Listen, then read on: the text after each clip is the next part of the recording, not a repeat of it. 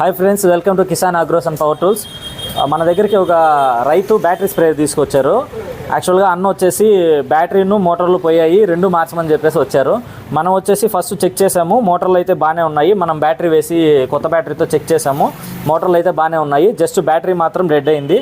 So అన్న వచ్చేసి ఇంతకుముందు యాసిడ్ బ్యాటరీ వేసుకున్నారు. ఇప్పుడు మనం వచ్చేసి యాసిడ్ బ్యాటరీ బదులు లిథియం బ్యాటరీ అనేది మనం రీప్లేస్మెంట్ చేస్తున్నాము. ఇది లిథియం బ్యాటరీ వచ్చేసి 12-20 AH వస్తుంది. మనకి ఇది వచ్చేసి 400 to 450 లీటర్స్ బ్యాకప్ అనేది వస్తుంది అనమాట. అండ్ దీనికి వచ్చి మనం 1 year రీప్లేస్మెంట్ వారంటీ బ్యాటరీకి అయితే ఇస్తున్నాము. అండ్ ఇక్కడ వచ్చేసి మన దగ్గర ఉంటే పలంనేరులో ఫస్ట్ టైం మనం లిథియం బ్యాటరీస్ మన షాప్లోనే దొరుకుతున్నాయి అండ్ హోల్సేల్ ప్రైజుల్లో దొరుకుతున్నాయి. రైతులు ఎవరికన్నా లిథియం బ్యాటరీ ఎక్స్చేంజ్ చేసుకోవాలనుకుంటే మీరు మన దగ్గరకు వచ్చారంటే చేయిస్తాము.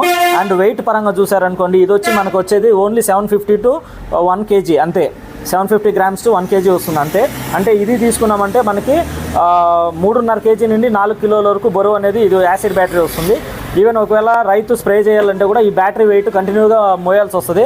అదే లిథియం బ్యాటరీతో మనం ఎక్స్చేంజ్ చేసుకున్నట్లయితే మనకి లిథియం బ్యాటరీ అనేది వెయిట్లెస్గా ఉండడం వల్ల మనం ఎక్కువసేపు కూడా కొట్టడానికి అంత 3.5 kg అనేది వెయిట్ అనేది మనకు తగ్గుతుంది అనమాట. ఎందుకంటే 20 లీటర్స్ క్యాన్ అనేది మనం కంటిన్యూగా మోస్తూనే ఉంటాం కాబట్టి మనకి ఈ బ్యాటరీ వెయిట్ కూడా తగ్గడం వల్ల మనకి ఎక్కువసేపు కొట్టడానికి రైతు కూడా సులువుగా ఉంటుంది అనమాట. ఒకసారి రండి చూద్దాం.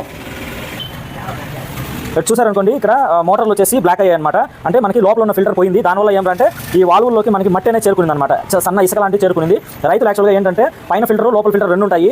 మందు త్వరగా అంటే డ్రిప్పుల్లో వదలాలన్నా లేదు డైరెక్ట్గా మనకి ఫాస్ట్గా స్ప్రేయింగ్ అవ్వాలన్నా ఈ ఫిల్టర్లు చేస్తే ఫాస్ట్గా అయిపోతుంది అనుకుంటారు. దానివల్ల ఏంటంటే ఫిల్టర్స్ తీసేసి యూస్ చేస్తారు. అప్పుడు ఏమవుతుందంటే మోటార్లోకి మట్టి ఎక్కువ చేస్తూ ఉంటుంది. అలా చేయకూడదు అనమాట. డైరెక్ట్గా ఫిల్టర్ చేసుకుని యూస్ చేయాలి. ఇప్పుడు చూడండి, మనం దీన్ని అంతా క్లీన్ చేసి మళ్ళీ మనము యాసిడ్ ఎలా ఉందో అలాగా ఇవన్నీ ఫిట్టింగ్ చేస్తున్నాం.